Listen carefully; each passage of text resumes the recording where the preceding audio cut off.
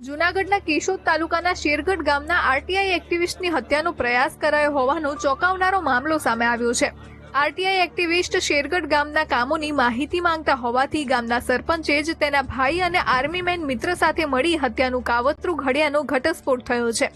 RTI એક્ટિવિસ્ટને eco કારથી ઉડાવી દેવાનો પ્રયાસ કરાયો હતો, પરંતુ સદનસીબે તેનો બચાવ થયો છે। હું મારી આરટીઆઈ એક્ટિવ છું અને ગામની અંદર ભ્રષ્ટાચાર ખુલ્લા કરતો હોઉં એના કારણે હું જિલ્લા પંચાયતે ગયો હતો અને એક દીકરીની બાબતની ફરિયાદ હતી એના કારણે ગયા હતા। પણ જે અમારા ગામના સરપંચ મોહન છે તેને અવારનવાર હું ખૂંચતો હોય અને ભ્રષ્ટાચાર વિરુદ્ધમાં લડતો હોય, કોઈ કારા કામ કરવા જુગારમાં બધે હું એને લડતો હોય, એટલે જ્યાં મારી સીધી જિલ્લા પંચાયતના ગેટની અંદર જતો હતો એટલે સીધી ફોર વ્હીલ આવવા દે મને ઉડાડવાની કોશિશ કરી, એટલે હું પાછો હટી ગયો। પછી હું સીધો ત્યાંથી બી અને જિલ્લા પંચાયત અંદર ઘરી અને પછી પાછો થોડોક ટાઈમ હું બીજે વયો ગયો। વહીને પાછો આવ્યો ને એટલે સીધી એને ખબર પડી કે આવ્યો છે, કોકે જાણ કરી, એટલે પાછો ફોર વ્હીલ લઈને આવ્યો।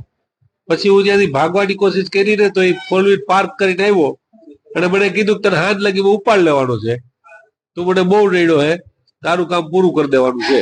પોલીસ ફરિયાદી મુજબ આરટીઆઈ એક્ટિવિસ્ટને પતાવવા ગામના સરપંચે આર્મીમેન મિત્ર થકી ઇકો ચાલકને 25,000 રૂપિયાની સોપારી આપી હતી। પ્રવીણવાળા આરટીઆઈ કરીને ભ્રષ્ટાચારને ખુલ્લો પાડતા હતા, જેથી સરપંચે પ્રવીણને મારી નાખવાનું કાવતરું ઘડ્યું હતું।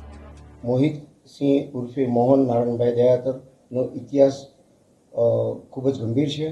તેઓને અગાઉ પણ પોલીસ ઉપર હુમલો કરેલો હતો અને તેમને ભ્રષ્ટાચાર કરેલ હોય જેની એક્ટિવિટી માટે પ્રવીણભાઈ ઉર્ફે નારાયણભાઈ અવારનવાર માહિતીઓ માગતા હોય, જેની અદાવત રાખીને શેરગઢના સરપંચ મોહનની પોલીસે પૂછપરછ કરતા મોહને કોઈ ગુનો ન કર્યો હોવાનું અને પોતે જિલ્લા પંચાયત કચેરી ખાતે જ હોવાનું રટણ કર્યું હતું।